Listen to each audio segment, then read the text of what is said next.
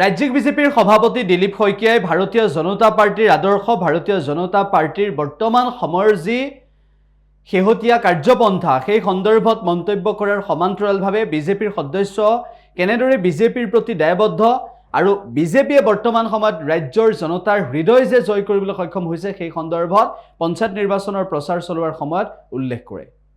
তোৰে আলোকৰে যাত্ৰাত আজি যিসকল নৱাগতই আমাৰ দলত আনুষ্ঠানিকভাৱে যোগদান কৰি আই অসমী মা ভাৰতীৰ সেৱাৰ হৈ এটা ভাল মনেৰে সংকল্প লৈ যোগদান কৰিলে আটাইকে মই আমাৰ দললৈ স্বাগতম জনাইছোঁ। বিজেপি পৰিয়াললৈ স্বাগতম জনাইছোঁ। মাননীয় ৰাজুজি আছে, জয়ন্তমল্ল বৰুৱা ডাঙৰীয়া আছে, মৃগেন চৰণীয়া ডাঙৰীয়া আছে, আমাৰ জ্যেষ্ঠ নেতৃবৰ্গ আছে।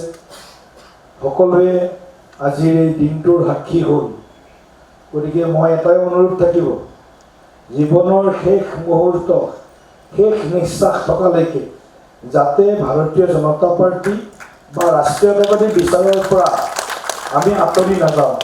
বহু প্ৰত্যাহ্বান আহিব পাৰে, বহু সংকট আহিব পাৰে সন্মুখত, কিন্তু শেষ মুহূৰ্তলৈকে বিজেপিৰ লগত আমি থাকিম। এই সংকল্পটো যদি লৈ আমাৰ দলৰ হকে সকলোৱে মিলি আমি কাম কৰোঁ, নিশ্চিতভাৱে প্ৰধানমন্ত্ৰী নৰেন্দ্ৰ মোদী ডাঙৰীয়া আৰু মুখ্যমন্ত্ৰী ডক্টৰ হিমন্ত বিশ্ব শৰ্মা ডাঙৰীয়াৰ যি অহৰ্নিশ মা ভাৰতী আই অসমীক আগবঢ়াই লৈ যোৱাৰ, সুৰক্ষিত কৰাৰ আৰু সমৃদ্ধিশালী কৰাৰ যি সপোন, এই সপোন আমি সকলোৱে মিলি বাস্তৱায়িত কৰিব পাৰিম।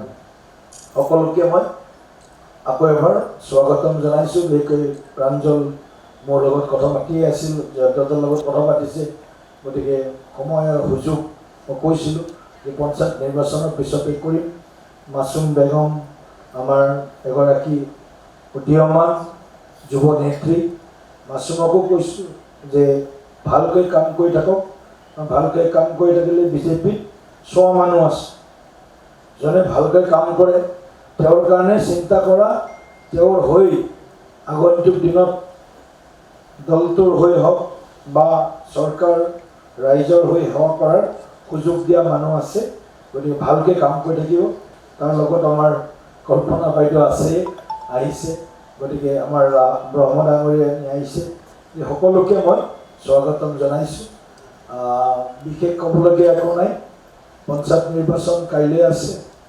মই সকলোকে অনুৰোধ কৰিম নিজৰ নিজৰ অঞ্চলত, কাৰণ আমি কম বেছি পৰিমাণে সকলোৱে গাঁৱৰ পৰাই আহিছোঁ।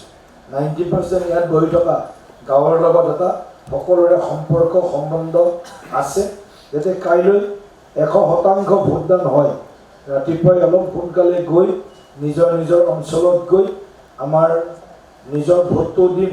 পৰিয়ালৰ সম্বন্ধীয় আত্মীয় স্বজন চুবুৰী গাঁওখনৰ অঞ্চলটোৰ আমাৰ যাৰ য'ত চিনাকি আছে সকলোকে ভোটদান কৰিবৰ কাৰণে কাইলৈ আমি উৎসাহিত কৰিম, যাতে 70.2ৰ পৰা মিনিমাম 80.2লৈকে আমি বাকী 13খন জিলাত আমি ভোটদানৰ হাৰ বঢ়াব পাৰোঁ।